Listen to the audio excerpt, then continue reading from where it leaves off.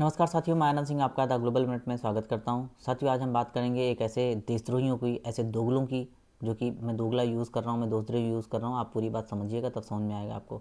मैं बात कर रहा हूं ऐसे देशद्रोहियों की जो हमारे देश को ही काटने की बात करते हैं। काटने की बात कैसे करते हैं? जी हाँ, हम बात करें दिल्ली में रह रही कुछ छात्राओं की, जो छात्र दिल्ली में रह के पढ़ाई कर रही थी, जो पूर्वोत्तर राज्य की छात्राएँ थीं, नॉर्थ ईस्ट की राज्य की छात्राएँ थीं। वो छात्राएँ अपने यहाँ पे एसी फिटिंग कराने के लिए बुलाती हैं, और एसी फिटिंग करने के बाद जो वहाँ से कचरा निकलता है, वो कचरा किसी दूसरे के घर में जाके नीचे वाले फ्लोर पे जाके गिर जाता है। जब गिर जाता है, वो लोग नीचे से वो लोग आते हैं और एक नस्लभेदी टिप्पणियाँ करते हैं। चिंगी चाउमीन कहते हैं, बहुत से कुछ गलत भी वर्ड यूज़ करते हैं जो मैं यहाँ पे कह भी नहीं सकता हूँ। ऐसे ऐसे वर्ड यूज़ करते हैं। और हम बात करते हैं भारत में कल्चरल डाइवर्सिटी की, हम बात करते हैं भारत को एक करने की। अगर कोई नॉर्थ ईस्ट की तरफ आँख उठा के देख ले तो हम आग बबूला हो जाते हैं।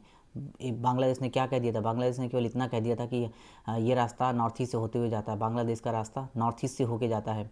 हम आग बबूला हो गए थे कि कैसे हिम्मत हुई, कैसे कह दिया। अब डोकलाम में अगर चीन नॉर्थ सिलीगुड़ी कॉरिडोर के पास आके, चिकन नेक के पास आके बैठ जाता है तो हम आग बबूला हो जाते हैं। हम कहते हैं उसकी हिम्मत कैसे हुई, कह दिया। मणिपुर में हिंसा हो जाती है तो हम राजनीति करने चले आते हैं कि कैसे हिंसा हो गई, क्यों हमारा देश का प्रधानमंत्री क्या कर रहा है। लेकिन वही बात आती है कि जब हमारे नॉर्थ ईस्ट के कुछ छात्र हैं, कुछ छात्राएं हैं, जब उनके साथ रहने की बात होती है तो हम उन्हें छोटा, हम उन्हें चिंकी चाउमीन, हम उन्हें बहुत से रेसिज्म, नस्लभेदी टिप्पणियाँ करते हैं, जो कि कुछ हद तक सही नहीं है, एक भी हद तक सही नहीं है, बिल्कुल भी सही नहीं है कि हम किसी भी अपने नॉर्थ इंडिया या साउथ इंडिया को हम नॉर्थ ईस्ट से अलग मानते हैं। हम क्यों ऐसा बिहेव करते हैं? हम क्यों दिल्ली में रह रहे ऐसी छात्राओं के साथ जो बिहेव हुआ, उसके वो बहुत बड़ा इशू बन गया है।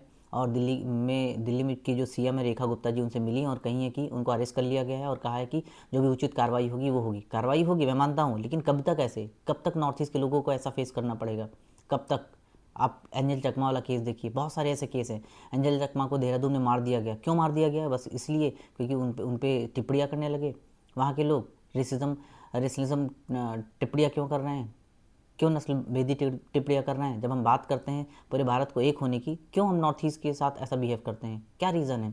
अगर चाइना कल को अगर बांग्लादेश वो एरिया ले ले, अगर वहाँ के लोगों को भड़का के, नॉर्थ ईस्ट के लोगों को भड़का के अगर जो है वो एरिया ले ले, तो हम कुछ नहीं कर पाएंगे।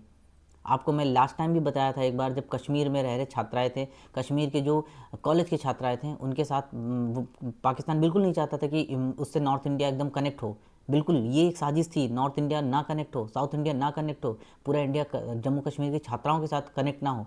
और यही अब नॉर्थ ईस्ट के साथ भी हो रहा है, और आज से नहीं, बहुत दिन से हो रहा है। ये पहली एक घटना नहीं है, ऐसी बहुत सारी घटनाएँ हैं। Thank you.